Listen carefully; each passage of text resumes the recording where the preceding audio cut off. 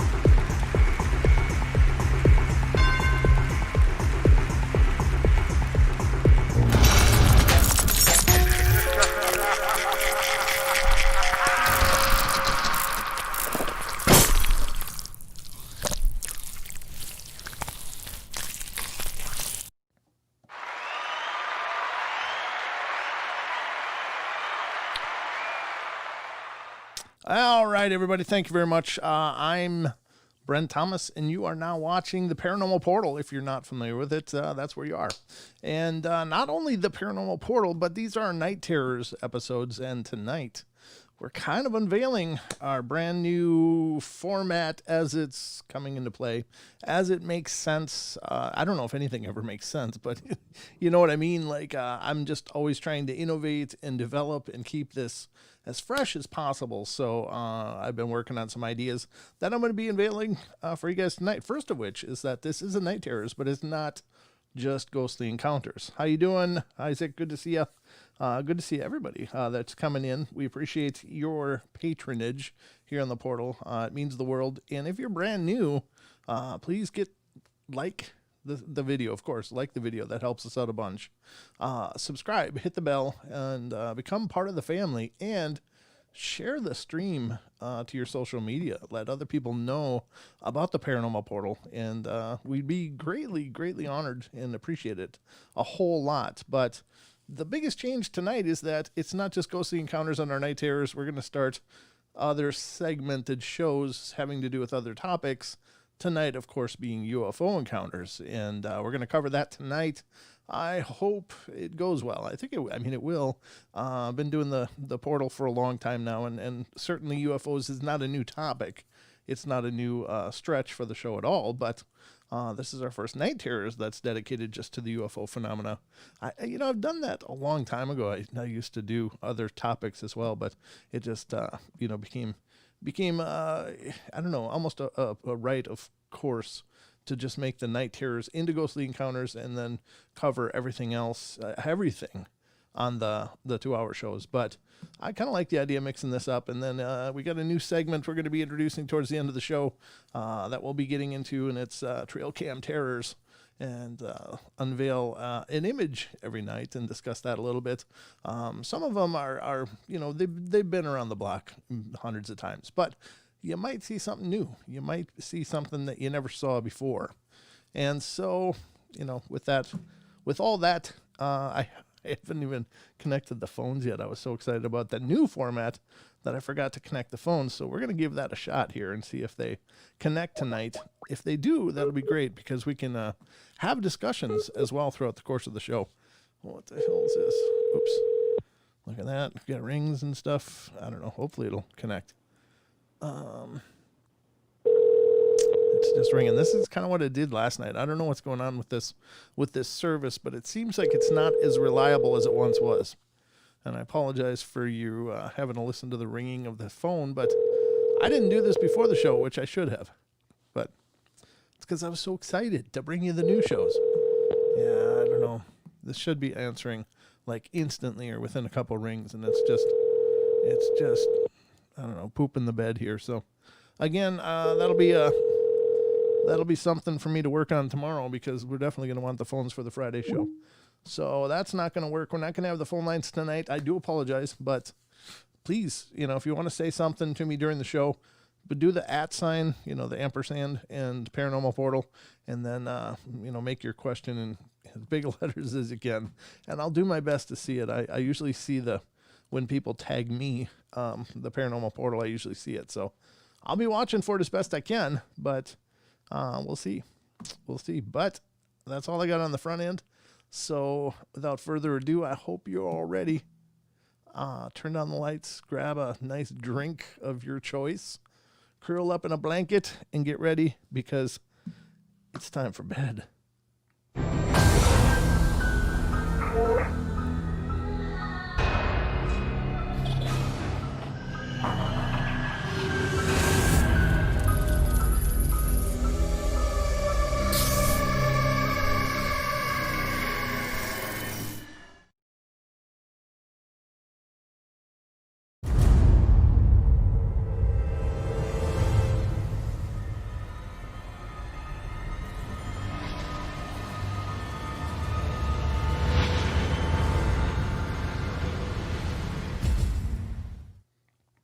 All right, ladies and gentlemen, we are at it and full steam ahead now here in the Paranormal Portal. This is number one of the UFO Encounters shows. Obviously, like I said, we've covered the UFO phenomenon quite a bit throughout the duration of the shows and throughout our history here at the Paranormal Portal. But I think that it's a great topic. It's also kind of scary. And here's the thing with UFOs. I'm not, nobody knows why they're here. Of course, there's lots of legends running around that, they have secret deals with the government and they can, because of the Eisenhower Accords, they can come pick people up and do weird things to them and then put them back, and they can drain the blood out of cows and core their anuses. And it's really this wild party. But nobody knows. Nobody knows what's going on. Nobody knows why they're here. Nobody knows if they've been here forever and have always been here, or if they're just showing up every once in a while. There's lots of theories about the involvement of UFOs. I think it's an exciting time for the UFO field, especially considering that we seem to be edging closer and closer to an all-out disclosure, and certainly the number of people experiencing the UFO phenomena seems to be on the uptick. That's really exciting, and what can I say? I believe because I've seen a flying saucer right in front of me. It was an incredible experience. And if you want to hear that experience, of course, we've done it on our show. I've covered it here on the Portal many times, but I was a guest on From the Shadows, and we recorded an episode last week, and that'll be airing tomorrow. So do yourself a favor and check out From the Shadows podcast, and that is on all the major podcast players. So, but yeah, it was great. It was a fun time. Those are great guys. But I do talk about my experience in there if you want to hear the narrative of that rather than me repeating it again and again here on the show. You can certainly check it out there, or check out Sasquatch Chronicles when I was over there. I shared the story with Wes. Wes was, I think, the first real big show that I ever shared that experience on. I got a lot of feedback. The thing is that all I can say about my experience that I think is the biggest takeaway for me is that I saw it in night vision. It was only visible in night vision. When I lowered the night vision binoculars, it wasn't visible at all. Could see the stars, could see everything else, but it was only when I was looking through the night vision binoculars to give you a little cheat as to the substance of the story. But the biggest regret that I have about that whole situation is that people call me during the show. Why? The biggest takeaway I have about that is that my biggest regret is that there was no way to record it. That I had no manner of recording that and preserving that experience, because I'm here to tell you, if I could have recorded that experience, I would have in my possession the Patterson-Gimlin film of the UFO world. I mean, it was just that incredible. It was that profound. It was right in front of me. It was this big UFO emitting lights and stuff that was only visible in the infrared spectrum. In my native vision, it was invisible. So, but I can't. It's only a personal experience. So I'm very excited about the topic of UFOs, and I'm very encouraged by the fact that more and more people are coming forward. More and more official statements are being made to the effect of, yeah, people are seeing this stuff. And so tonight, the first thing we're going to do is cover a series of experiences from some people that it's coming from the Baltimore Sun of all places. And that's not where you'd think of it. But this is a story that they've submitted. Let's see. There it is. Okay. And this is Close Encounters of the Chilling Kind. Wait. Yeah. Some out-of-this-world stories of alien abductions.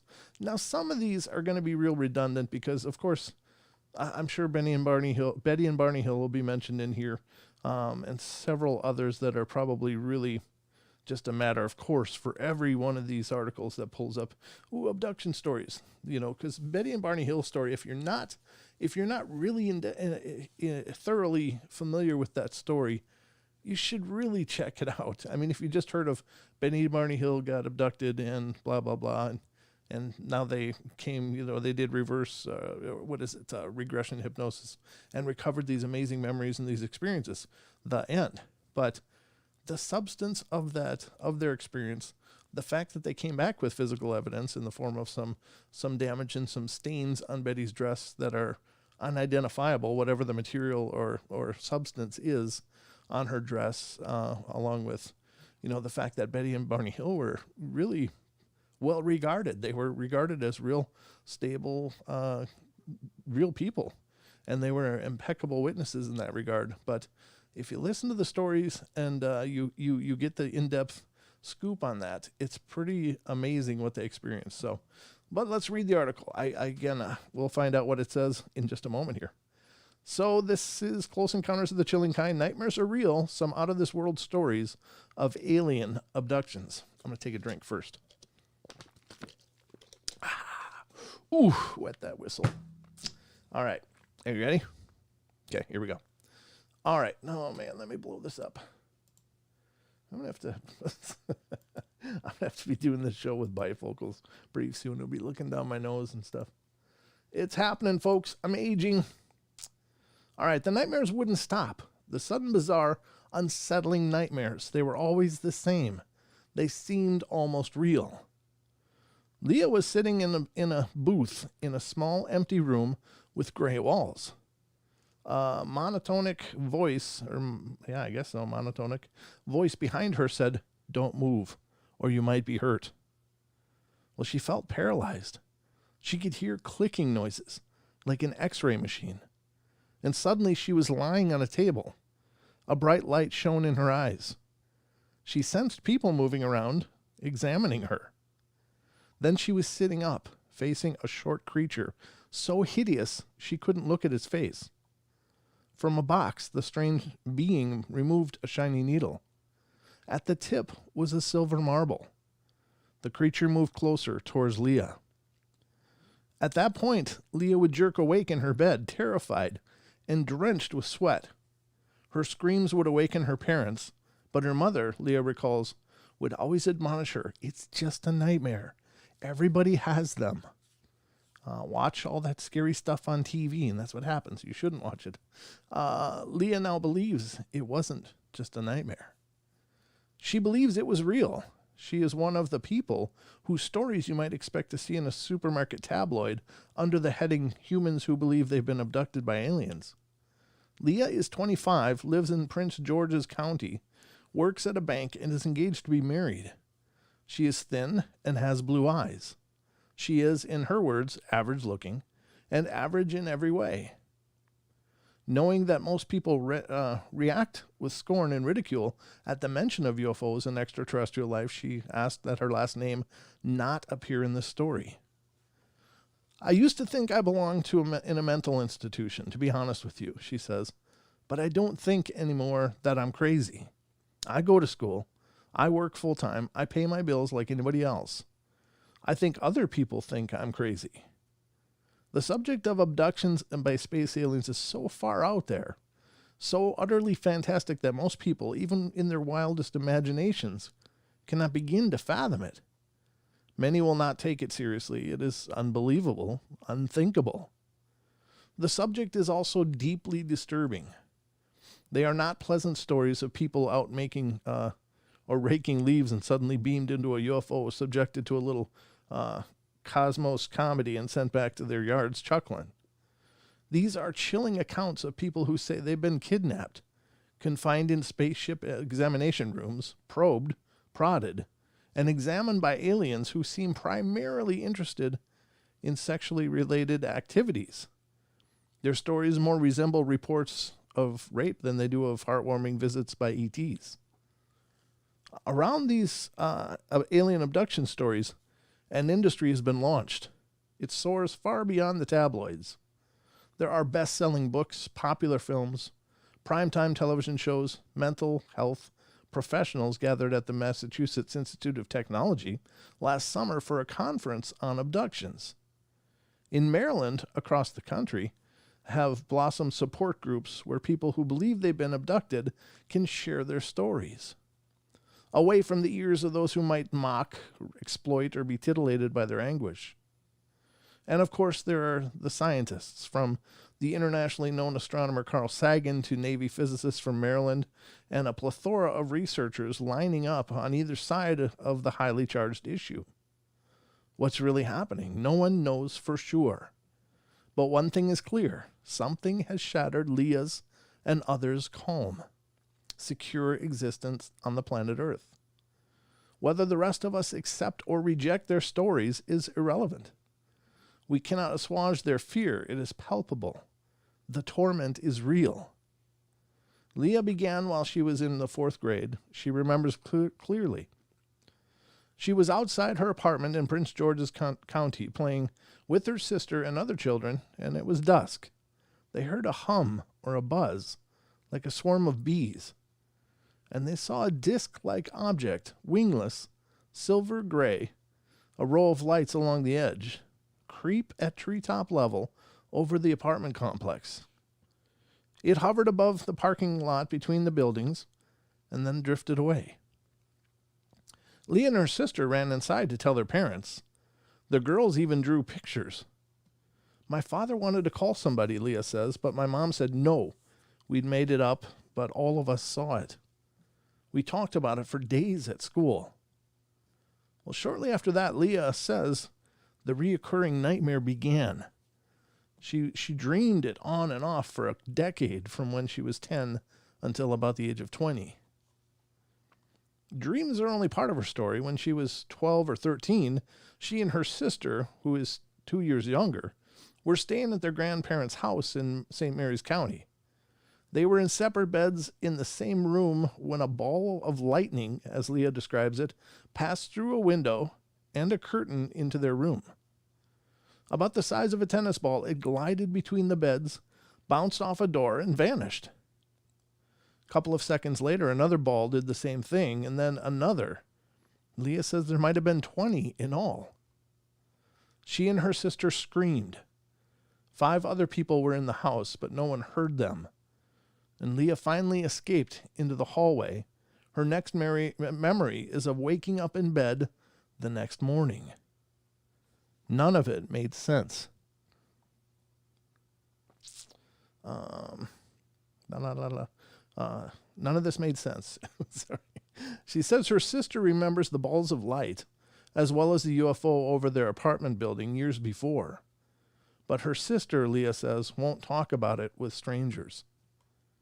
For a long time afterwards, Leah feared she was losing her mind. But then, 5 years ago, she and a friend were at a mall outside of a bookstore, and Leah spotted a display of books, the covers of which featured a drawing of a grotesque creature with big, black, almond-shaped eyes.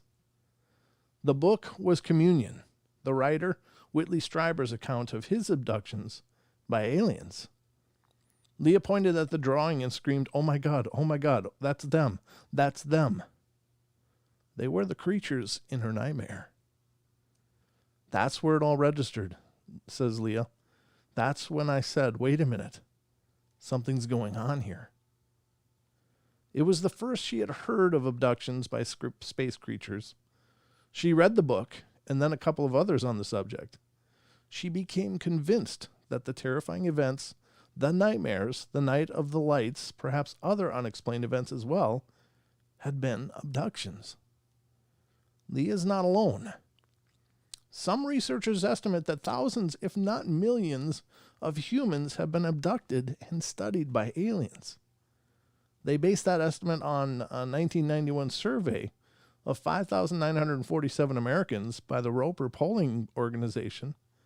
The survey was commissioned by believers the abduction phenomena. The survey asked 11 questions, including, have you ever woke up paralyzed and sensing a strange presence in the room? Have you ever lost an hour or more that you can't account for? Have you ever felt as if you were flying? Have you ever seen balls of light in your room? Have you ever found scars in your body you could not explain? 2% of the respondents answered yes to at least 4 of those questions. From these results, the poll sponsors concluded that 2% of adult Americans may have been abducted by aliens. David M. Jacobs was a sponsor of the poll, the author of The UFO Controversy in America, published in 1975, is an associate professor of history at Temple University. In recent years, he interviewed 60 people who believe they've been abducted, and last year his book about them, Secret Life, was published. From his office in Philadelphia, Mr. Jacobs says, the subject is as far out as it gets. It just seems too crazy, too out of the question. The skeptics say this could not be happening, therefore it is not happening. But you have to go where the evidence takes you, even through kicking and screaming while en route, or even though kicking and screaming while en route. Evidence? Bud Hopkins, another of the poll's sponsors, says he has interviewed witnesses and has found physical evidence such as unexplained body scars and mysterious burn marks on lawns where spaceships may have landed. But primarily, he and other researchers rely on the abduction stories. Stories told by people of different races, all ages, both sexes, police officers, psychiatrists, scientists, lawyers, entertainers, nurses, journalists, farmers, an army colonel, and a golf pro. Mr. Hopkins, who was a painter and a sculptor in New York City, became interested in aliens after seeing a UFO in 1964. 11 years later, a 72-year-old friend told him of watching a spaceship land in a New York park and of watching about 10 alien passengers take soil samples. Mr. Hopkins found others willing to tell their stories, and since the mid-1970s, he has been at the forefront of abduction research. He studied more than 400 cases and written 2 popular books, Missing Time and Intruders, from his interviews with people who claim, sometimes while under hypnosis, to have been abducted. The overall pattern in these cases are so remarkable, consistent, often down to tiny details, and people reporting these experiences are often so inherently credible that the phenomena simply cannot be dismissed, he wrote in Intruders. Most abductees report being taken first as children. When a small implant, which could be remembered as a marble at the tip of a needle, is placed deep into the ear or nose. The researchers say the implant's function is unknown, but these researchers say it might serve as a locator so the person can be abducted again later. The aliens described in these stories are small, no more than 4 feet tall, extremely thin, and they are light-colored, often gray. Their heads are oversized, yet their mouths and noses are tiny.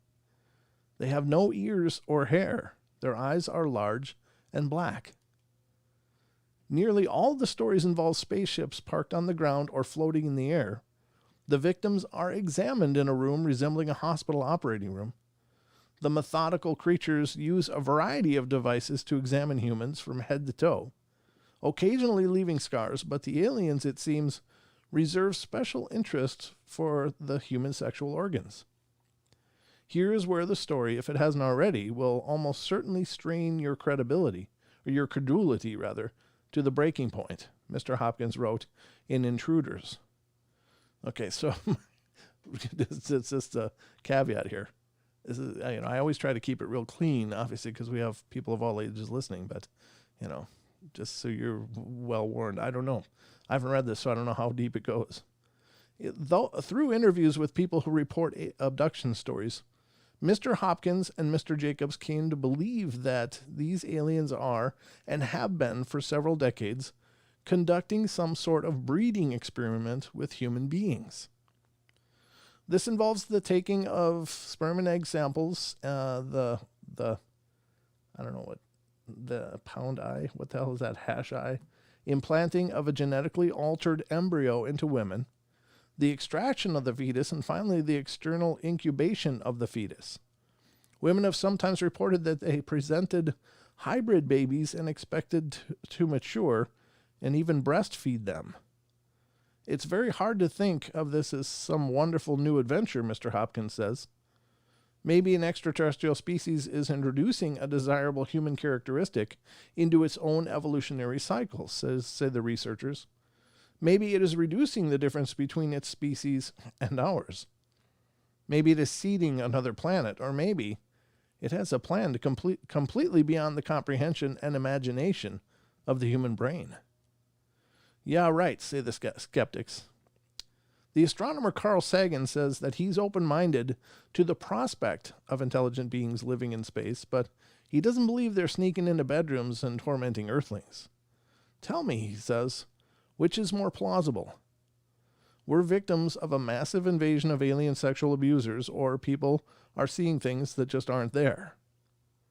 Although abduction claims began surfacing nearly half a century ago, not one shred of indisputable physical evidence has surfaced, says Mr. Sagan, who recently wrote an article for Parade magazine debunking those claims. I got to see something. I'm not sure here. Let me just tag that, and I want to see when this was. When was this? So this article's from the 1993. Okay. I was like, yeah, I don't think Carl Sagan's still doing anything, is he? But anyway, extraordinary claims require extraordinary evidence, he says. Somebody telling a story is not evidence. Even many people telling the same story isn't good enough. They're people, that's the point, and people intrinsically have certain fallibilities. Abduction accounts may say something about how the brain works, or how people can be deluded, or even how religions began, he says, from his office at Cornell University. But they say nothing, he says, about the skinny, large-eyed alien kidnapping humans.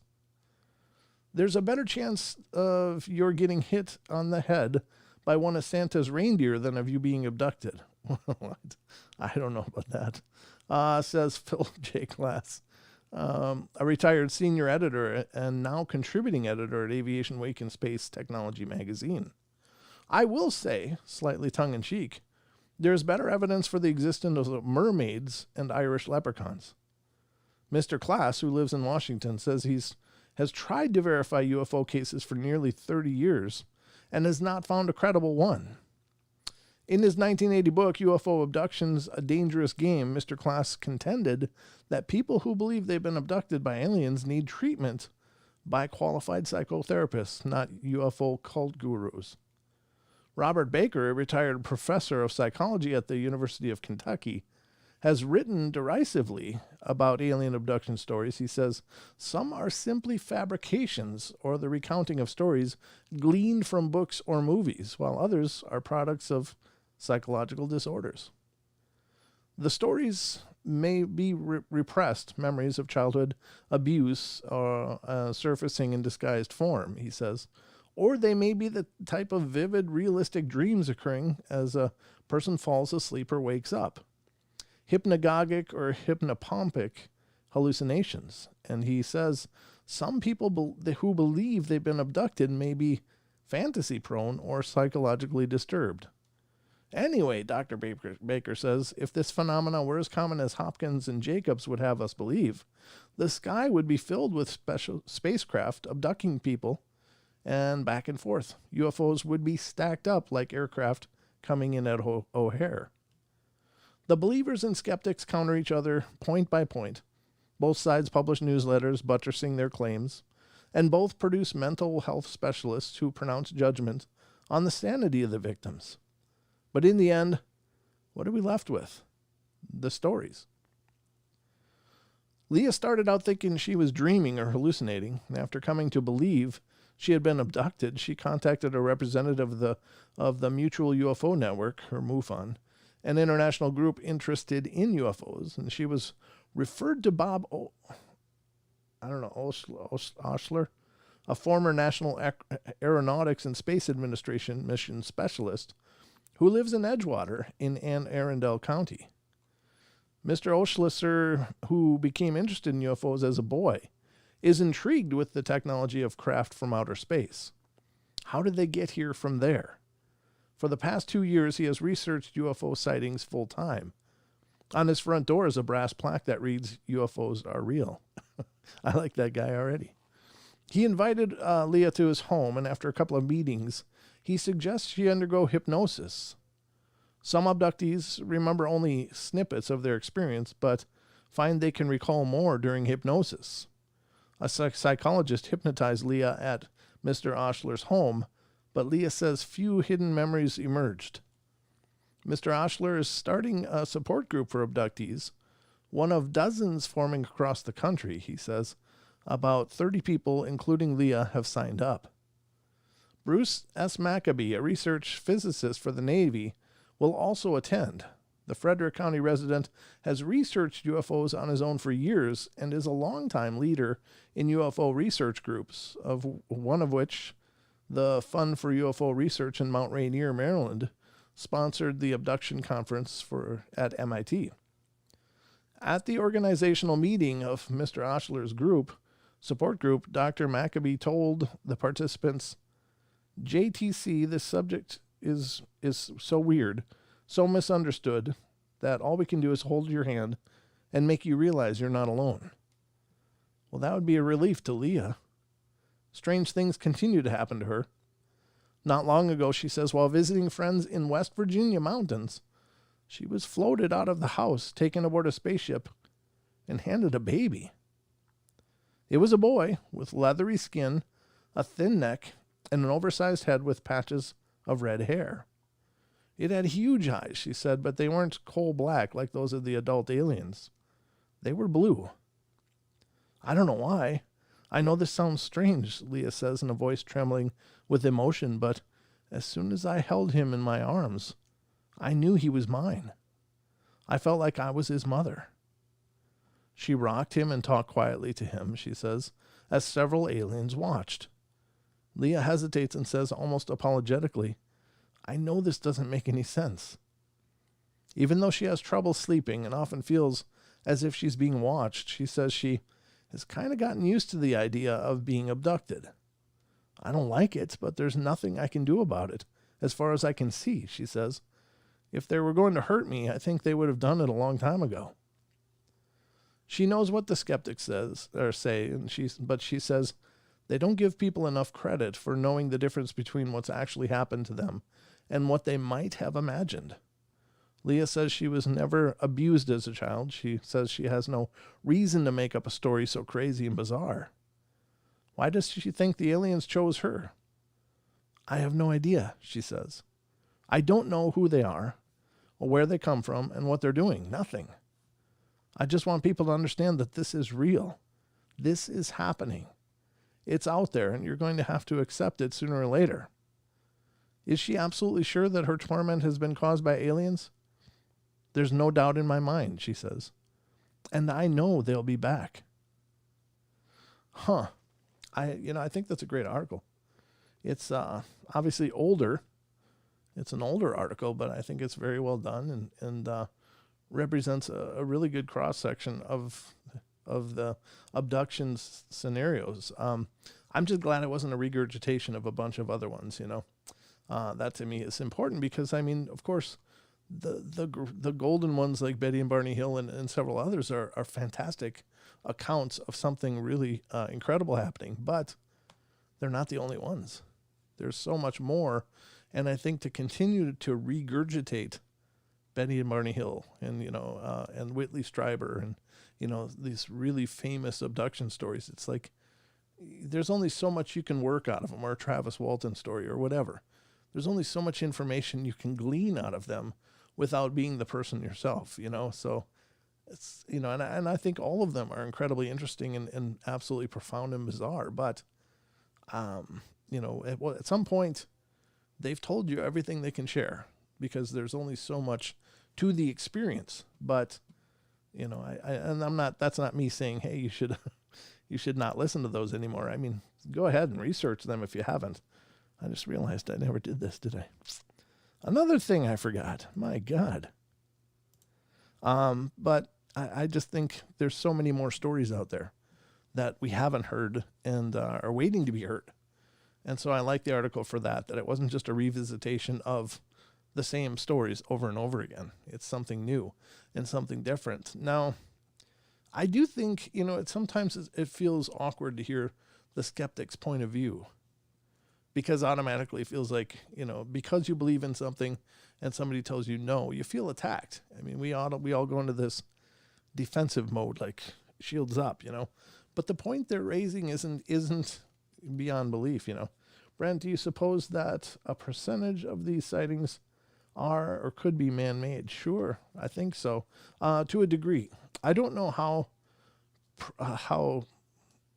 much of the secret space program is going on around us.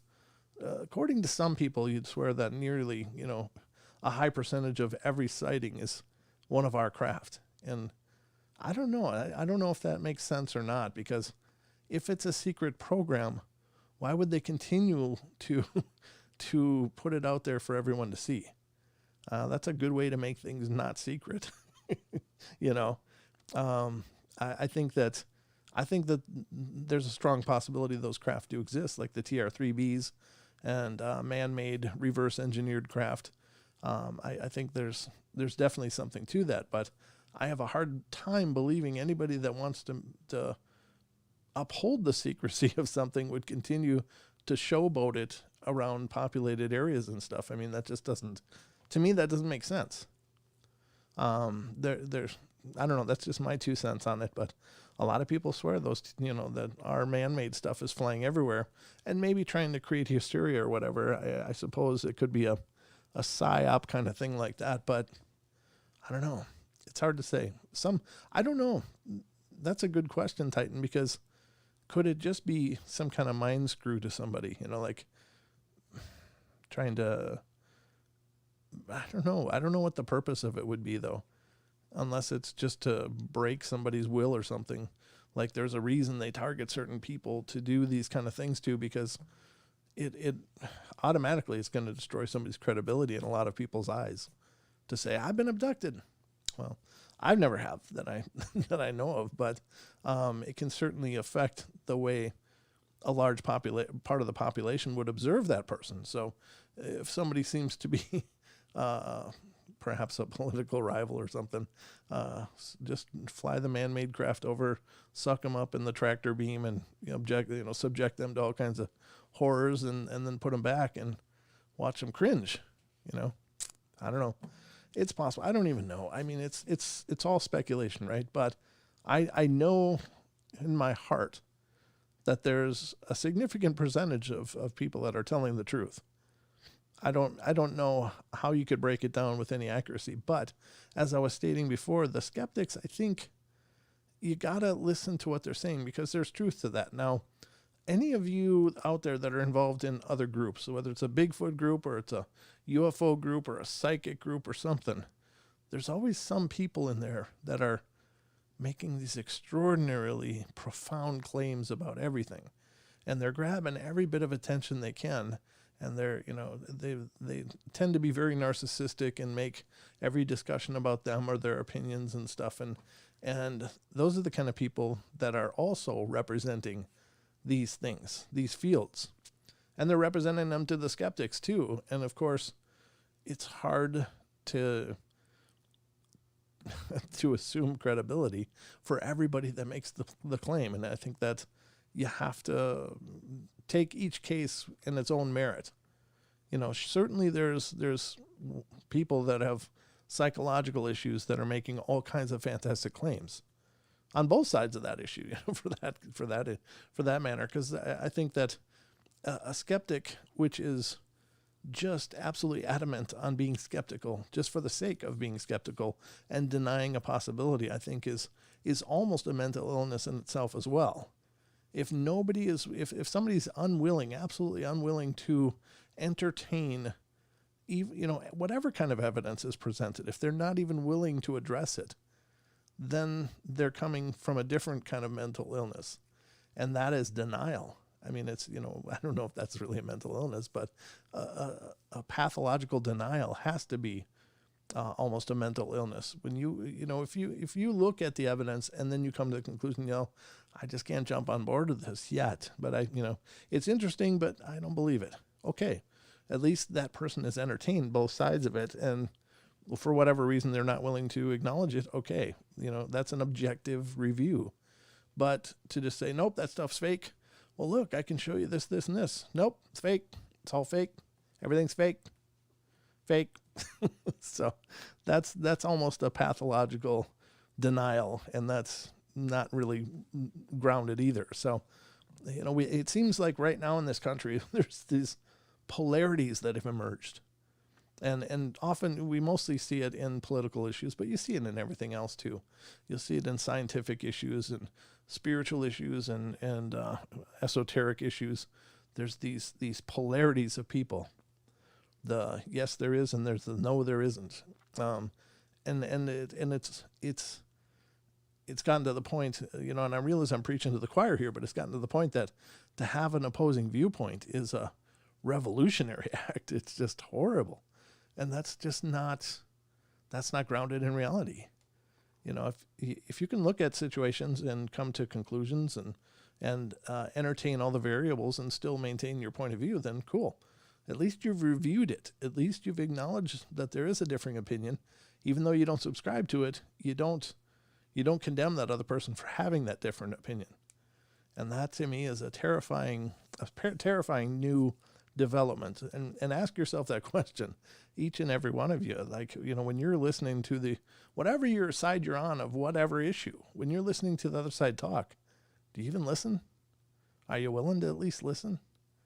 And this isn't, I don't know if it really ties in or not, but I think, we as like paranormal believers, it can be offensive when somebody skeptical just comes in for the sake of being skeptical and won't listen.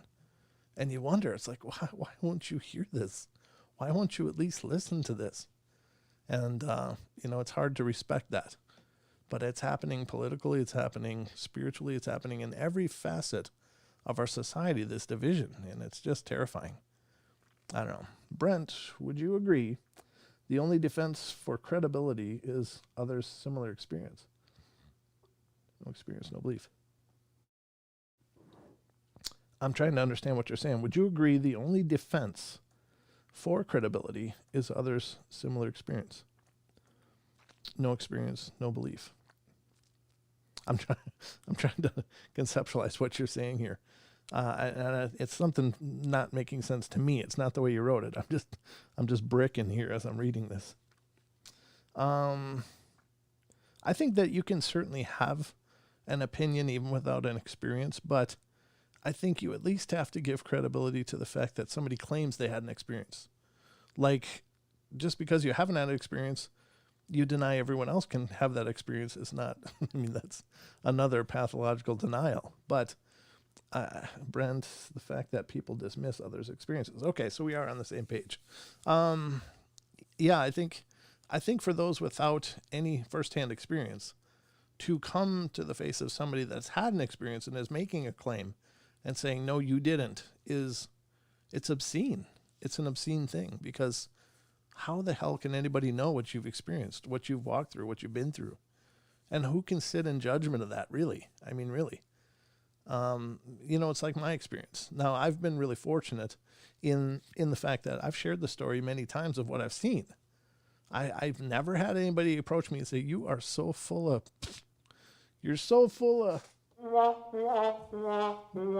that I just can't even listen to you. You're just a liar. Nobody's called me that, and I really appreciate that. But all I can do is I don't make any claims about my experience other than I saw it. I don't know what it was. I don't know who it was.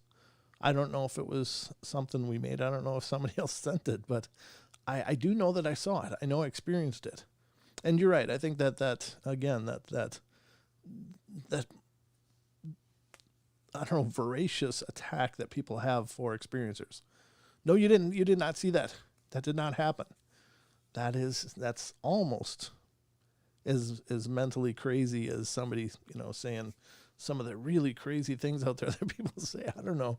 But I think you have to entertain both sides of an issue. And if you want to have a dialogue, if you want to grow in the subject, you have to at least listen. And right now, listening is we see this. Another thing we're seeing is echo chambers. Like everybody's got their echo chambers. There's their groups. I see this on Facebook all the time now. It's people are. I don't mean for this to be such a moral discussion, but it is kind of it all ties together. But you see it on Facebook all the time. These people that are just purging everybody that doesn't agree. It's like, why do you want to be in an echo chamber of that? I mean, why would you want that echo chamber of same ideas? You think like me, then you can be here. No, you don't think like me. You must not be here. And that's terrifying. It's terrifying that mental illness is growing. That we feel we have to have these homogenized opinion groups. Like any kind of discussion is met with just these the most venomous vitriol right off the bat. It's like and it's that really scares me. I mean, honest to God, it does. It terrifies me that people are being conditioned or conditioning themselves not to listen at all. And certainly that holds true in the paranormal world too. If it's a prove it. Wait, hold on. I freaking love you. Oh, thanks. That noise. Well, thanks, Jordan. I appreciate that. I love that noise too. I love all the noises. This thing, wait, Brent, it's fear. You're right, Ruthie. It is. That's a great point. It's fear. And I guess if you boil down 90% of the problems in our world, they're all going to boil down to fear. Most of them are boiling down to fear.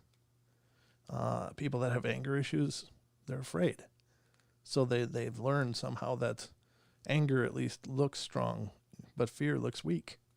And, it's okay. It's okay to be afraid. But, it's that denial. That's that toxic denial. So, but yeah, I think that was a great story, a great article. I believe people are being experimented on. Why? I don't know. And we've heard many times about the breeding programs throughout the course of the show, and many other shows, not just the Paranormal Portal, obviously. But are they making a hybrid race, and why are they? So they can be here? Can they not exist in our environment as it is? So they need to create some kind of hybrid to exist here? Are they bolstering their own race? Are they? Is there some kind of genetic issues that they can't continue to breed the way they are, so they got to introduce our genetics into it to diversify their gene pools? Maybe, I don't know. It's hard to know what's going on, but that's a weird thing. I don't know. I guess the hardest part I have with that whole abduction thing is, how dare you? How dare you? Just because you have capabilities, how dare you? I've heard the comparisons of, like Michio Kaku says, well, do you introduce yourself to an anthill when you're walking down a country road? And maybe that's how they look at us, and maybe it is. But that still doesn't mean I can tap dance on the anthill and say, screw you, ants.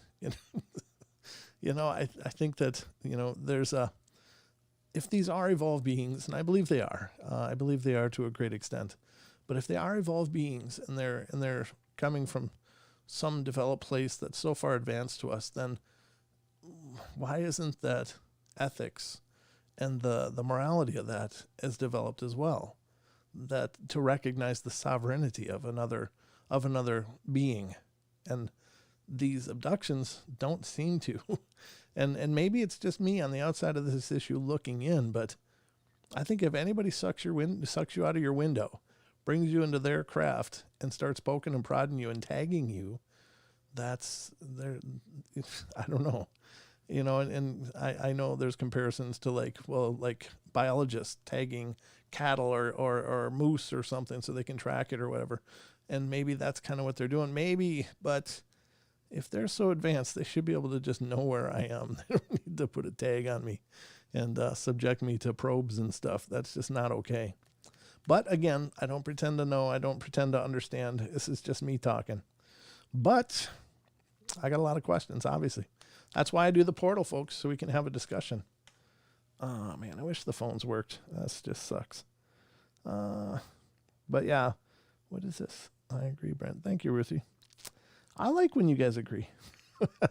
I like my homogenized group of opinions. Thank you. All right. Let's see what's here. I'm just looking through your comments quick to see if I missed anything. Titan, you're like a professional question and answer or asker. You're just a really an inquisitive guy. Brent, great discussion. Thank you, Titan. Brent S. Homer Simpson. Yeah, I do that, huh? It's too bad I didn't invent the voice. I can only copy it. I can't get the paychecks. I wish I could, but yeah, I don't know. I hope that this is a new format for the Night Terrors, because I think these discussions are fun. It's also fun for some people to just listen to stories. I get comments sometimes like, why are you just talking about stuff? Why are you giving your opinion? Just read the stories. like I'm a trained monkey or something that's just supposed to read stories. It's like, oh, I'm sorry, you're on the wrong show. This is a talk show where I talk. And hopefully there's something I'm talking about that you can appreciate, but if not, this is not your place. This is not where you belong. What do you do? So I guess let's see what time we have. God, it's 7:55 already. How did that happen? Oof, it's crazy. I appreciate that, and thank you for your guys' participation in the discussion, but I'm going to bring you to the next part of tonight. This is the new part, and first and foremost, I don't have a lot of background on this image, just an anecdotal story, but this is a new segment to our show on the Night Terrors.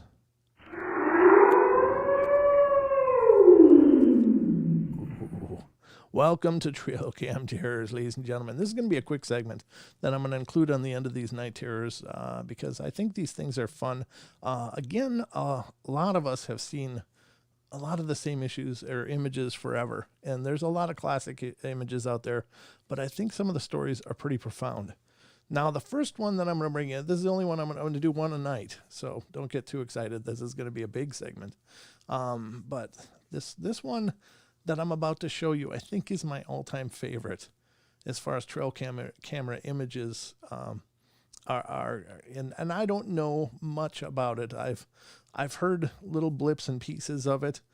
There isn't a lot of background that I've been able to find. If you guys know any background on this image that I'm about to show you, please let me know. I'd love to hear it. I would love to hear more about this.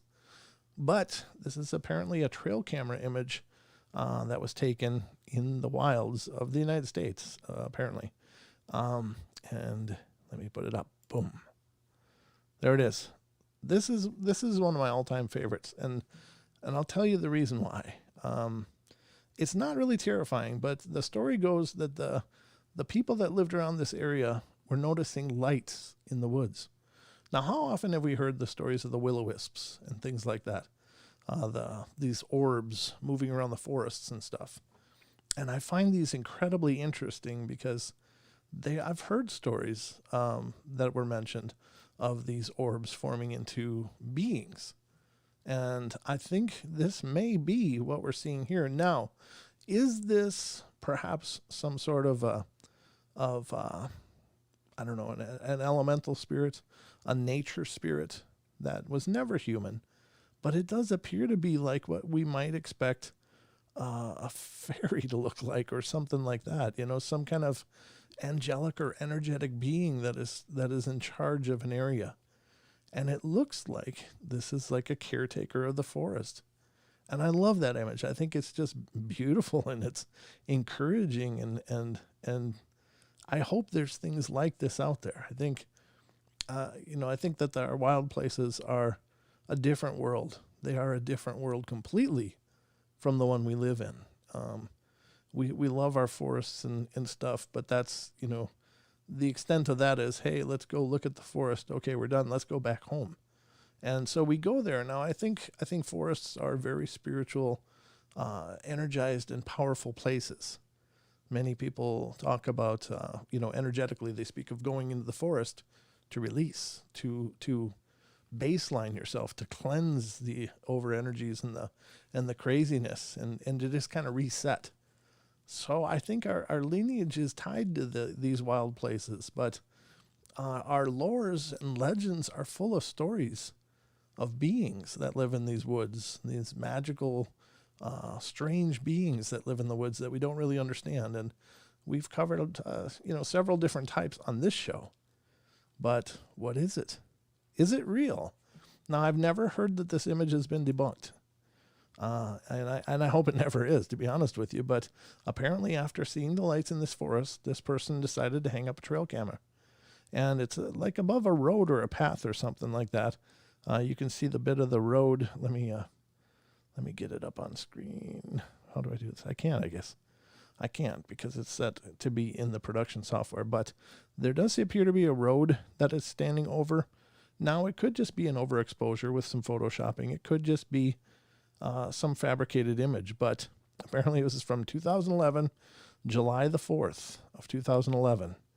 And it looks like at about almost 11 o'clock at night, 10:54 with 16 seconds. So I don't know. This does look like an image. Again, I haven't heard that it's been faked. I don't know that anybody's ever found any information about it not being real. I do believe several of these that we will show you on this show.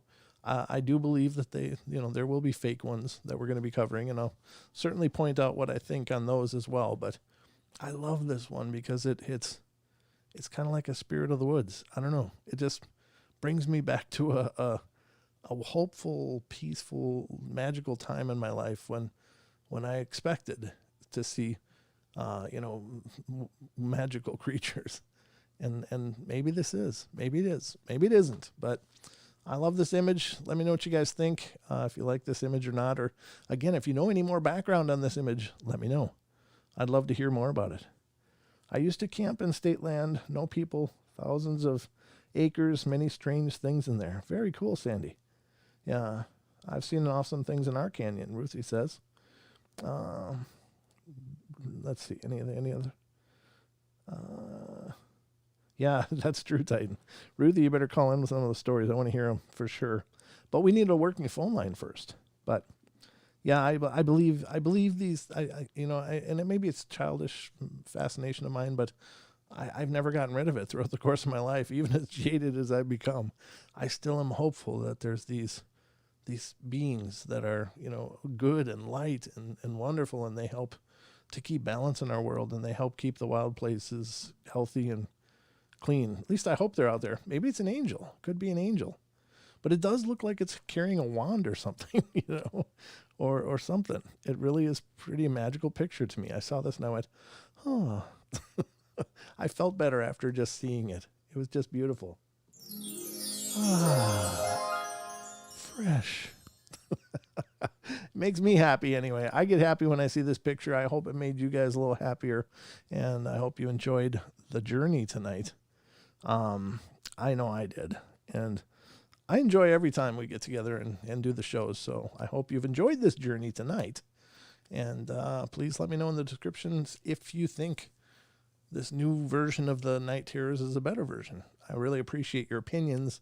I need your opinions because I want to give you guys the show that you want to watch. So let me know what you think in the comments. I will be looking forward to hearing what you guys have to say. But I like this Brave browser. Yes, I'm telling you, Julie, it's awesome, isn't it?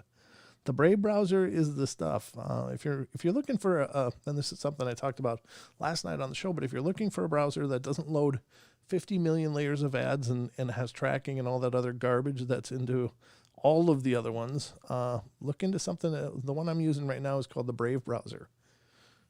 And I'm telling you, it loads the pages clean. Many times on the show, I use articles and I get absolutely pounded by their stupid pop-ups, and it moves everything around, and I got to worry about the sound coming through, and it's just crazy. And then I got to have little ads showing for stuff that I'm, not promoting. And this Brave browser does a really nice job. So look it up if you're looking for a great alternative. It absolutely strips the pages down to what you want to see without a whole bunch of the stuff you don't want to see. Now I do, on sites like YouTube and stuff, the creators need you to see the ads. So I wouldn't use it everywhere, but if you're just looking for a good ad that, you want to just get to the meat of it, I recommend the Brave browser. So anyway, let me know about the new Night Terrors, what you guys think. If you enjoyed it as much as I enjoyed bringing it to you, I love creating new content, and I hope it was good for you. The show means a lot, getting rid of the tired of politics. Amen. Amen, Sandy. I'm hearing you. That's just it. That's just it. I mean, I've been, of course, I'm politically invested too, but I don't talk about that here. That's because I'm not just a political opinion. I'm a person, but I'm just so tired. I'm so tired of the anxiety that our political sphere is boiling with right now. And I don't see an end to it in sight. It's just, there's just so much corruption out there. It's horrible. And so we just gotta find happiness where we can. And hopefully one of the places you find that is right here on the show. I would love that. Brent Digger Dog says, look up ad blocker. Used it for several years, does the job. I did, but I usually used a Chrome browser, and they somehow blocked the ad blocker, so that doesn't work there anymore. So that's kind of why I was looking for another version. At least the version of ad blocker I had didn't work, so I appreciate that. So anyway, without further ado, this is going to wrap us up for tonight. I don't know if I'm going to have a guest tomorrow night or not. I haven't heard from my alleged guest, so hopefully, but if not, it'll be me and a whole lot of the Paranormal Portal right here for you guys. So love you all. Be good, be kind, be nice. Take care of each other, help each other out. Find the magic in every day, and remember to laugh as much as you can. So remember, I love you guys. Keep smiling no matter what, and don't let the vitriol pull you down. The world needs a lot more joy and light, so love you guys.